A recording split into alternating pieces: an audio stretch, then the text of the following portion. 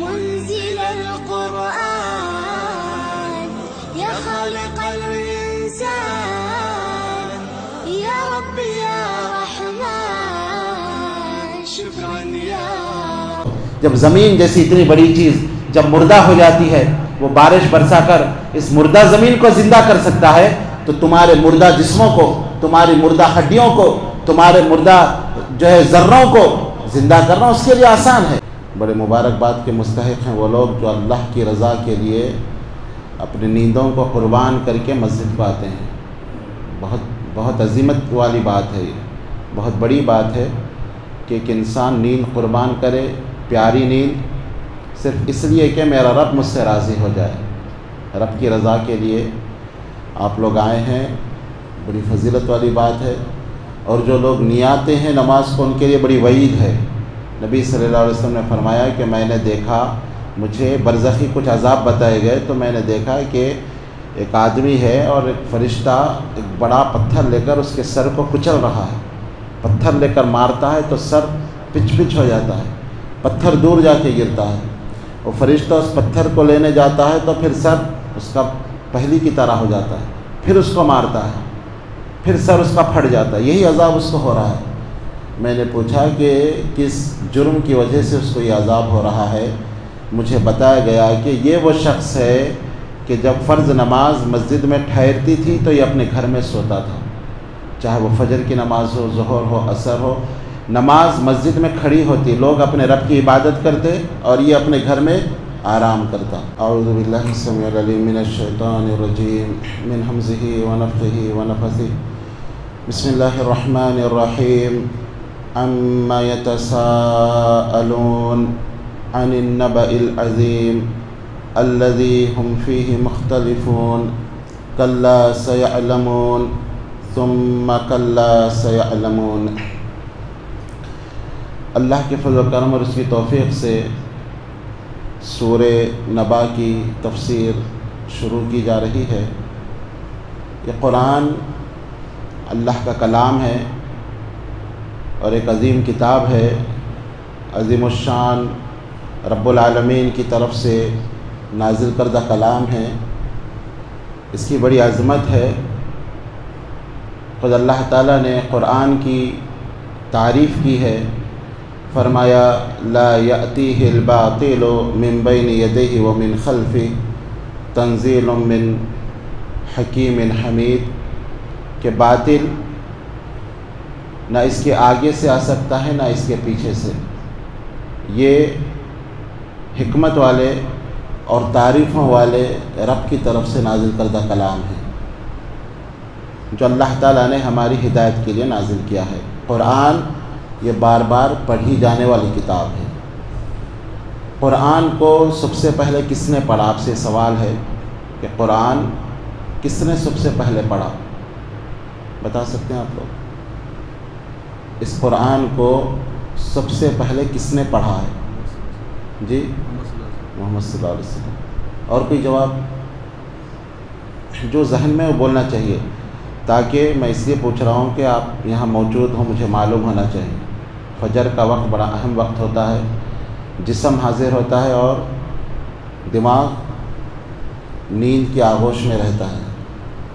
بڑے مبارکباد کے مستحق ہیں وہ لوگ جو اللہ کی رضا کے لیے اپنی نیندوں کو قربان کر کے مسجد کو آتے ہیں. بہت عظمت والی بات ہے، یہ بہت بڑی بات ہے کہ ایک انسان نیند قربان کرے، پیاری نیند، صرف اس لیے کہ میرا رب مجھ سے راضی ہو جائے. رب کی رضا کے لیے آپ لوگ آئے ہیں، بڑی فضیلت والی بات ہے. اور جو لوگ نیاتے ہیں نماز کو، ان کے لیے بڑی وعید ہے. نبی صلی اللہ علیہ وسلم نے فرمایا کہ میں نے دیکھا، مجھے برزخی کچھ عذاب بتائے گئے تو میں نے دیکھا کہ ایک آدمی ہے اور ایک فرشتہ ایک بڑا پتھر لے کر اس کے سر کو کچل رہا ہے. پتھر لے کر مارتا ہے تو سر پچ ہو جاتا ہے، پتھر دور جا کے گرتا ہے. وہ فرشتہ اس پتھر کو لینے جاتا ہے تو پھر سر اس کا پہلی کی طرح ہو جاتا ہے، پھر اس کو مارتا ہے، پھر سر اس کا پھٹ جاتا ہے. یہی عذاب اس کو ہو رہا ہے. میں نے پوچھا کہ کس جرم کی وجہ سے اس کو یہ عذاب ہو رہا ہے. مجھے بتایا گیا کہ یہ وہ شخص ہے کہ جب فرض نماز مسجد میں ٹھہرتی تھی تو یہ اپنے گھر میں سوتا تھا، چاہے وہ فجر کی نماز ہو، ظہر ہو، عصر ہو، نماز مسجد میں کھڑی ہوتی، لوگ اپنے رب کی عبادت کرتے اور یہ اپنے گھر میں آرام کرتا، اس کا یہ عذاب ہے۔ تو جو لوگ فجر کو نہیں آ کے گھر میں سو رہے ہیں ان کو ڈرنا چاہیے کہ کہیں اس عذاب میں مبتلا نہ ہو۔ تو فجر کی نماز بڑی اہمیت کی نماز ہے۔ اس کی عظمت کا اندازہ آپ اس بات سے لگا سکتے ہیں کہ آپ صلی اللہ علیہ وسلم نے فرمایا رکعت الفجر خیر من الدنیا وما فیہا، فجر کی 2 رکعت سنتیں دنیا اور دنیا میں جو کچھ ہے اس سے بہتر ہے۔ دنیا میں کیا کیا نہیں ہے؟ دنیا میں پٹرول کے خزانے ہیں، دنیا میں سونے کے پہاڑ ہیں، دنیا میں ہیرے جواہرات ہیں، دنیا میں سب کچھ ہے۔ اس سے بہتر وہ شخص ہے جو فجر کی 2 رکعت سنتیں پڑھتا ہے۔ سنتوں کا یہ مقام ہے تو فرض کا کیا مقام ہوگا؟ تو آپ سے سوال کیا گیا تھا کہ قرآن کو سب سے پہلے کس نے پڑھا؟ تو بھائی نے جواب دیا کہ محمد صلی اللہ علیہ وسلم نے۔ اور کوئی آپ کے ذہن میں؟ کیونکہ ان کا جواب غلط ہے، صحیح جواب نہیں ہے۔ جبرائیل علیہ السلام، یہ بھی جواب غلط ہے جی۔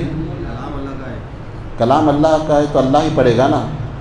کلام اللہ کا معنی یہ ہے کہ اللہ کا کلام، یعنی اللہ کی باتیں۔ یہ عقیدے کی بات ہے، اس لیے میں آپ کو کہہ رہا ہوں یہ اللہ کی مخلوق نہیں ہے، اللہ کا کلام ہے۔ دنیا میں جو کچھ آپ کو نظر آ رہا ہے یہ سب اللہ کی مخلوق ہے۔ یہ زمین اللہ کی مخلوق، آسمان اللہ کی مخلوق، سورج اللہ کی مخلوق، چاند اللہ کی مخلوق، انسان اللہ کی مخلوق، فرشتے اللہ کی مخلوق، سب اللہ کی مخلوق ہے۔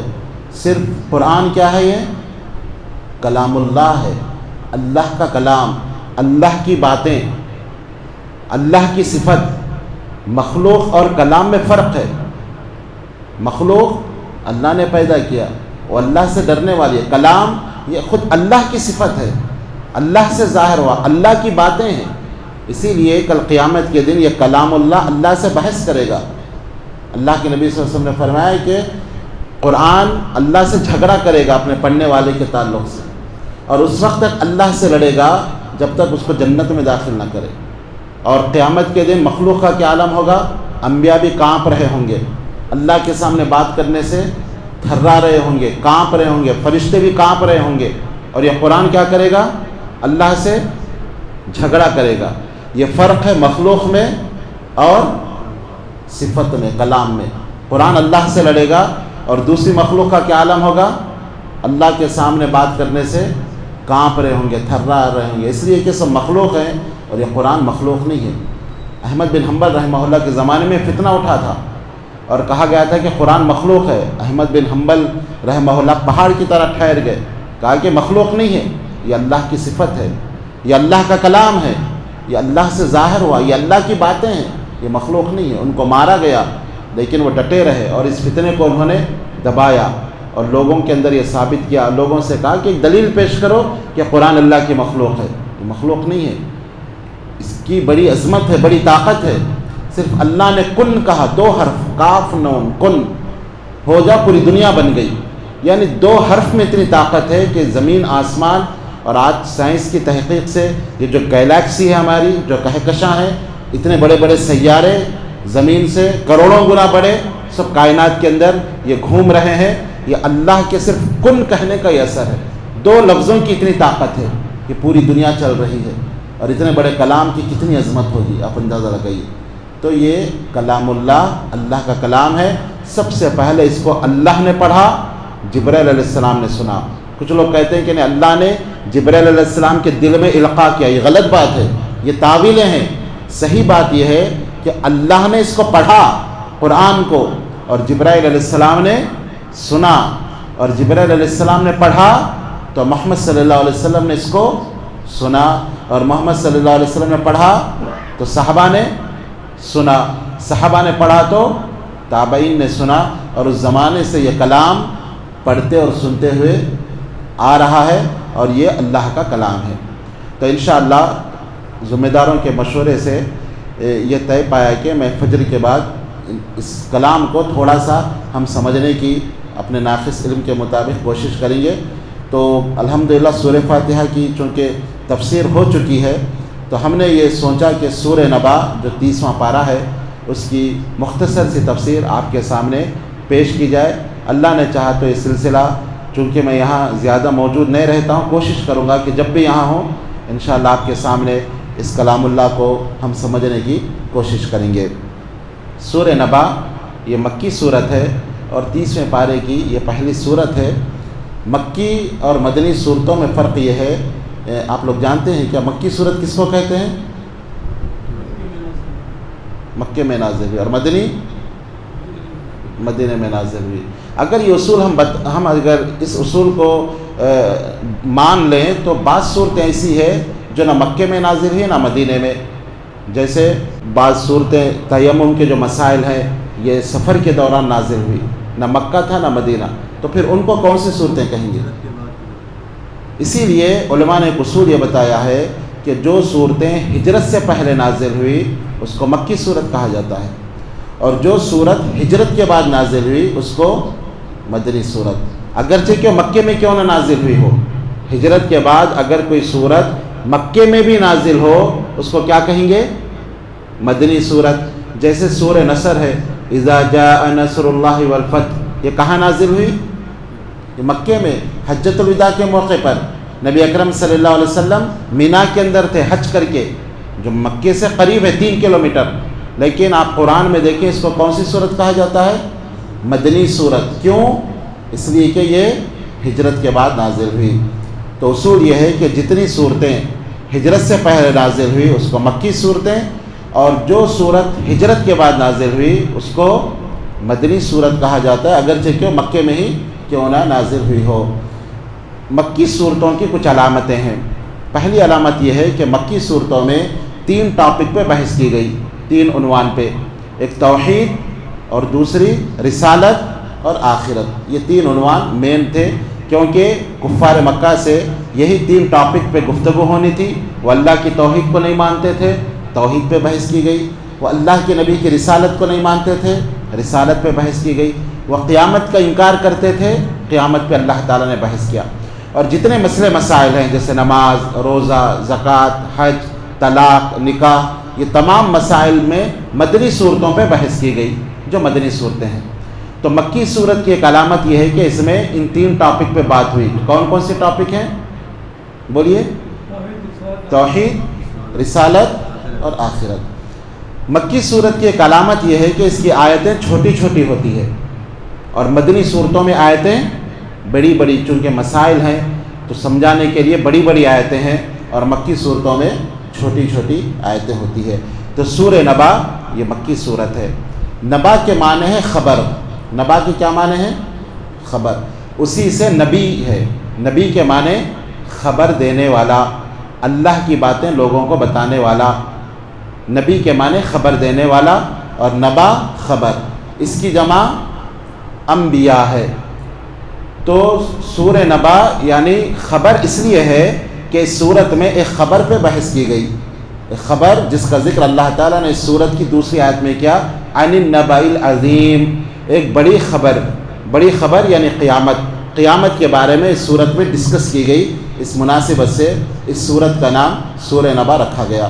اللہ تعالیٰ نے فرمایا اما یتساءلون، اما اصل میں تھا ان ما، ان یہ حروف جر ہے اور ما یہ استفہام ہے، یعنی اما یتساءلون، یہ لوگ آپس میں سوال کرتے ہیں کس چیز کے بارے میں؟ کفار مکہ چونکہ قیامت کا وہ انکار کرتے تھے، اور ان کو سمجھ میں نہیں آتا تھا کہ ایک انسان جب مر جائے، مر کر مٹی مٹی ہو جائے تو دوبارہ وہ کیسے زندہ ہوگا۔ ان کی عقل سے یہ بعید بات تھی کہ جس کا وجود نہ ہو وہ اس کو دوبارہ کیسے زندگی ملے گی۔ تو وہ آپس میں وہ اس تعلق سے ڈسکس کرتے تھے کہ اللہ کے نبی کہتے ہیں کہ مرنے کے بعد ہم زندہ کیے جائیں گے اور حساب دیا جائے گا، حساب ملے گا، نیک عمل کریں گے تو بہتر بدلہ ملے گا، گناہ کریں گے تو عذاب ملے گا۔ یہ کیسے ممکن ہے؟ جب ہم مر کر مٹی ہو جائیں گے تو کیسے ہم دوبارہ زندہ کیے جائیں گے؟ تو آپس میں وہ لوگ ڈسکس کرتے تھے۔ اللہ تعالیٰ نے اسی کا ذکر کیا، اما یتساءلون، یہ لوگ کس چیز کے بارے میں آپس میں سوال کر رہے ہیں، ایک دوسرے سے سوال و جواب کر رہے ہیں۔ عن النبأ العظیم، ایک ایسی بڑی خبر کے بارے میں، یعنی قیامت کے بارے میں، دوبارہ مر کر زندہ ہونے کے بارے میں، یہ لوگ ڈسکس کر رہے ہیں ایک خبر کے بارے میں، عن النبأ العظیم الذی ہم فیہ مختلفون، اس خبر کے بارے میں جس میں یہ اختلاف کر رہے ہیں۔ وہ لوگ آپس میں اختلاف کرتے تھے۔ کفار مکہ میں 3 طرح کے لوگ تھے۔ کچھ لوگ تو کہتے تھے یہ ناممکن ہے کہ ایک انسان مر کر زندہ ہو ہی نہیں سکتا، اسی لیے آپ دیکھیں بعض روایتوں میں یہ ہے کہ ابو جہل 2 بوسیدہ ہڈیوں کو رگڑتے ہوئے اللہ کے نبی صلی اللہ علیہ وسلم کے پاس آیا، جس سے ریزے نکل رہے تھے، اور کہا کہ محمد صلی اللہ علیہ وسلم کیا ان بوسیدہ ہڈیوں کو اللہ زندہ کرے گا؟ تو اللہ کے نبی صلی اللہ علیہ وسلم نے فرمایا کہ بالکل اللہ تعالیٰ ان کو زندہ کرے گا۔ تو کچھ لوگوں کا عقیدہ یہ تھا کہ دوبارہ زندہ ہونا یہ بعید ہے، یہ ناممکن ہے، اور کچھ لوگ یہ مانتے تھے کہ روحیں زندہ ہوں گی، جسم زندہ نہیں ہوں گے، روحوں کو جمع کیا جائے گا لیکن جسم جو مر کر مٹی ہو گیا ہے یہ دوبارہ اس کو اٹھانا یہ ناممکن ہے۔ اور تیسرا ان کا عقیدہ یہ تھا کہ اگر دوبارہ اللہ ہمیں زندہ بھی کرے تو ہم جس طرح دنیا میں عزت کے ساتھ ہیں، جس طرح دنیا میں ہمارا ایک مقام ہے، ہم جب دوبارہ اٹھیں گے تو وہی مقام ہم کو حاصل ہوگا، کیونکہ ہم مکے کے باشندے ہیں اور ہم ابراہیم علیہ السلام کے اولاد میں سے ہے، تو دوبارہ اللہ تعالیٰ وہی مقام ہمیں عطا کرے گا۔ تو 3 طرح کی جماعتیں تھیں، اللہ تعالیٰ نے اسی کا ذکر کیا، الذی ہم فیہ مختلفون، ایک ایسے مسئلے کے بارے میں جس میں یہ اختلاف کر رہے ہیں۔ کلا سیعلمون، کلا اس کو حروف ردع کہتے ہیں۔ حروف ردع کا مطلب سختی سے انکار کرنا، یعنی کفار مکہ کے جو خیالات تھے اللہ نے سختی سے انکار کیا۔ کلا، ہرگز ایسا نہیں ہوگا، جو تم سوچ رہے ہو کہ دوبارہ کیسے زندہ کیا جائے گا، تمہاری سوچیں غلط ہے۔ کلا، ہرگز ایسا نہیں، سیعلمون، ان قریب تم کو معلوم ہو جائے گا۔ ثم کلا سیعلمون، اللہ نے دوبارہ کہا پھر ہرگز نہیں، تمہاری سوچیں غلط ہے، تمہاری باتیں غلط ہے، تمہارے افکارات و نظریات غلط ہے۔ ثم کلا سیعلمون، ان قریب تم کو معلوم ہو جائے گا کہ اللہ کیسے دوبارہ زندہ کرے گا، وہ تو قدرتوں والا ہے۔ اسی طرح اللہ تعالیٰ نے دوسری جگہ فرمایا ایحسب الانسان ان لن نجمع عظاما، انسان یہ سمجھتا ہے اس کی ہڈیوں کو کیسے جمع کیا جائے گا، کون جمع کرے گا؟ بلا قادرین علی ان نسوی بنانا، بلکہ اللہ تعالیٰ تو اس بات پر قادر ہے کہ تمہارے فنگر پرنٹس کو بھی یہ لے کر آئے، جس طرح تمہارے دنیا میں فنگر پرنٹس ہے ان کو بھی دوبارہ جمع اللہ تعالیٰ کرے گا۔ تو اللہ تعالیٰ نے یہاں ان کا رد کیا اور کہا کہ ہرگز ایسا نہیں، ان کا خیال غلط ہے، ان قریب ان کو معلوم ہو جائے گا۔ اس کے بعد تقریباً اللہ تعالیٰ نے اپنی قدرت کاملہ کی دلیلیں دی۔ اس کے بعد کی آیتوں میں تقریباً 10 دلیلیں اللہ تعالیٰ نے دی۔ الم نجعل الارض مہادا، کہ اللہ نے زمین کو فرش نہیں بنایا، زمین کو اللہ تعالیٰ نے جب بچھا دیا جو ایک عظیم کام ہے، آسمان کو اللہ نے چھت بنایا، آسمان سے بارش برساتا ہے، زمین سے غلے اگاتا ہے، جو ایک عظیم الشان کام ہے، تو اللہ جب اتنے بڑے بڑے کام کر سکتا ہے تو تم کو دوبارہ پیدا کرنا کون سا مشکل کام ہے؟ تو اللہ تعالیٰ نے مرنے کے بعد کی زندگی کے لیے کچھ دلیلیں اللہ تعالیٰ نے پیش کی ہے۔ جب اللہ یہ کام کر سکتا ہے تو اے انسان تمہاری کیا حیثیت ہے اس کائنات کے مقابلے میں؟ تم تو ایک چھوٹی سی چیز ہو۔ جب زمین جیسی اتنی بڑی چیز جب مردہ ہو جاتی ہے، وہ بارش برسا کر اس مردہ زمین کو زندہ کر سکتا ہے، تو تمہارے مردہ جسموں کو، تمہاری مردہ ہڈیوں کو، تمہارے مردہ ذروں کو زندہ کرنا اس کے لیے آسان ہے۔ تو اللہ تعالیٰ نے کچھ دلیلیں پیش کی، انشاءاللہ کل کے درس میں اس کے تعلق سے گفتگو ہوگی۔ اللہ تعالیٰ سے دعا ہے کہ اللہ تعالیٰ صحیح معنوں میں قرآن کو سمجھنے اور اس کے مطابق زندگی گزارنے کی مجھے اور آپ کو توفیق عطا فرمائے۔ آمین یا رب العالمین۔ وآخر دعوانا الحمد للہ رب العالمین۔ سبحان اللہ بحمدہ، سبحانک اللہم وبحمدک، واشہد ان لا الہ الا انت استغفرک واتوب۔ يا منزل القرآن يا خالق